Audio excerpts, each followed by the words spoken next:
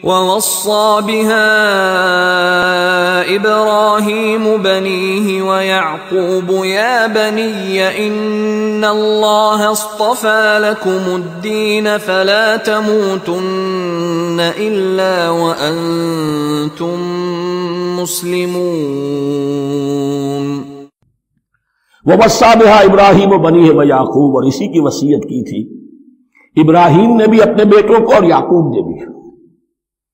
یا بنی، وہ کیا تھی نصیحت؟ اے میرے بیٹو، ان اللہ اصطفیٰ لکم الدین، دیکھو اللہ نے تمہارے لیے دین کو پسند فرما لیا ہے۔ کون سا دین؟ فلا تموتن الا وانتم مسلمون، اور دیکھنا موت نہ آنے پائے مگر فرما برداری کی حالت میں۔